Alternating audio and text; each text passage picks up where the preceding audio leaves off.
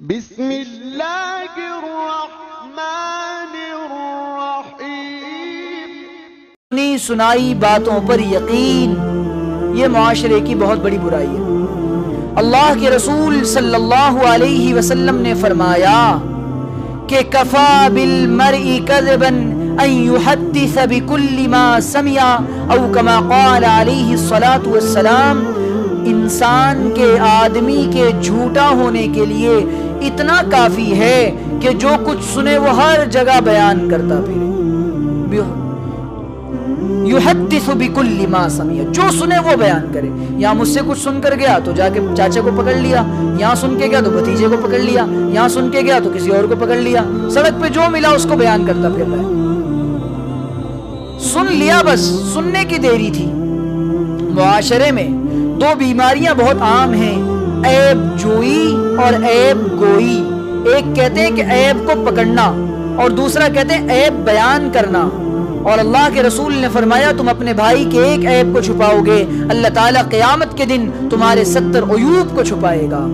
اور حدیث میں آتا ہے کہ جب انسان اپنے بھائی کی پردہ پوشی کرتا ہے اللہ تعالیٰ بھی اس کی پردہ پوشی کرتے ہیں۔ اور حدیث میں آتا ہے پیارے نبی نے فرمایا کہ جب انسان کسی آدمی کو ذلیل کرنے کی کوشش کرتا ہے اللہ تعالیٰ اس شخص کو وہاں ذلیل کرتے ہیں جہاں اس کی عزت ہوا کرتی ہے، بلکہ عجیب بات ہے یفضحہ فی بیتہ، اللہ تعالیٰ اس کو اس کے گھر میں ذلیل اور رسوا کر دیتے ہیں۔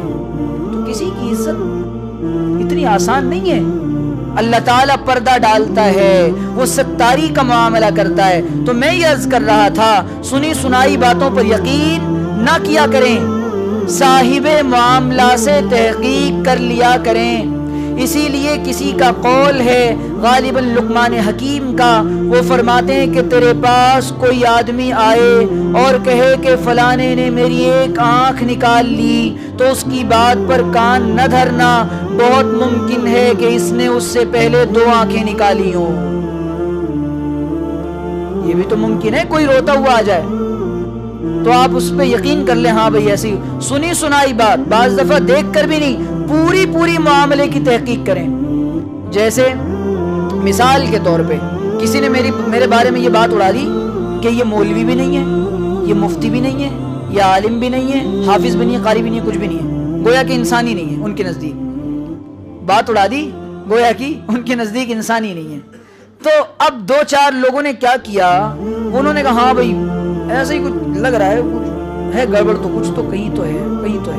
اب انہوں نے کہا وہ بات یاد ہے کہ انہوں نے غلط کہا۔ تو مجھ سے کسی بات میں غلطی کا ہو جانا، ہم نے کب کہا ہے کہ ہم آسمان سے ابھی جبریل کے رشتہ دار اترے ہیں؟ غلطیاں ہوتی رہیں گی، انسان ہے۔ تو بات میں غلطی ہو جانا یہ کوئی غلط بات نہیں ہے، بلکہ یہ تو انسان کے کمال کی علامت ہے کہ غلطی ہو رہی ہے۔ اگر غلطی نہ ہو تو انسان کہاں ہے وہ پھر؟ اور ہمیں وہ غلطیاں بتائی جائیں، سر ممبر ہم اس کی اصلاح کی کوشش کریں گے انشاءاللہ اور اس کو رجوع کریں گے۔ تو لوگوں نے بات چلا دی کہ وہ جناب وہ تو مولوی بھی نہیں ہے، مفتی بھی نہیں ہے۔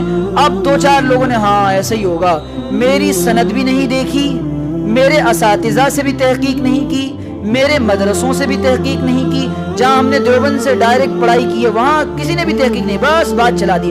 اچھا پھر کچھ مولوی حضرات جن کے بزنس پر میری وجہ سے بہت زد آئی ہے، کیسے؟ نہ یہ نکاح کے پیسے لیتا ہے، نہ یہ بیان کے پیسے لیتا ہے، نہ اس کو پیسے کی کوئی خواہش ہے، بے نیاز ہے، کسی سے کوئی لینا دینا نہیں ہے، آفس بھی چل رہا ہے، انڈیا لیول پہ یہ ماشاءاللہ اتنا بڑا نظام سوشل میڈیا کا چلا رہے ہیں، ہزاروں لوگ جڑے ہوئے ہیں۔ کیا بات ہے، یہ لاجک کیا ہے؟ تو آپ کے پیٹ میں کیوں درد ہے؟ آپ کے پیٹ میں کیوں درد ہے؟ اور عاملین جو عامل مولوی ہے نا، عامل، میں عاملوں کے پاس جانے کا مشورہ نہیں دیتا، 99% یہ دھوکے باز اور فراڈ ہیں، دم درود تعویذ کرنے والے۔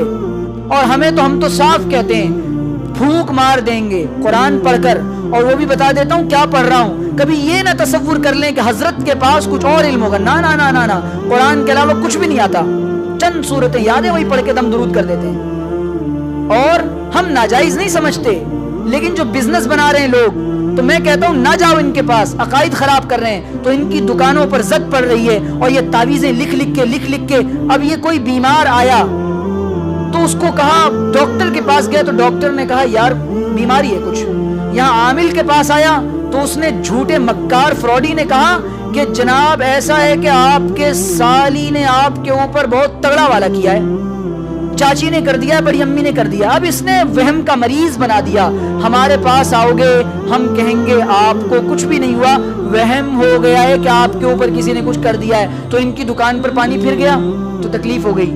اچھا وہ لوگ علمی معاملے میں 5 منٹ بھی انشاءاللہ کبھی آ کے سامنے گفتگو نہیں کریں گے، ٹیبل ٹاک کریں نا آ کر، تو وہ بات چلا دی کہ مولوی بھی نہیں ہے، مفتی بھی نہیں ہے، گریس والوں نے کس کو رکھ لیا ہے۔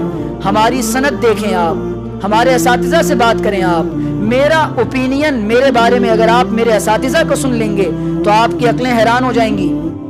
مصر اور فلسطین کے علماء میرے دوست یہاں موجود ہیں، 24 گھنٹے میرے ساتھ انہوں نے وقت گزارا ہے، میری راتیں بھی دیکھی ہیں، میرا دن بھی دیکھا ہے، میری خلوت بھی دیکھی ہے، میری جلوت بھی دیکھی ہے، میرے معاملات بھی دیکھے ہیں، میرے تعلقات بھی دیکھے ہیں، میرا اخلاق و کردار بھی انہوں نے دیکھا ہے۔ فلسطین کے علماء مجھے فون کر کے کہتے ہیں کہ آپ عربی میں بیان کریں۔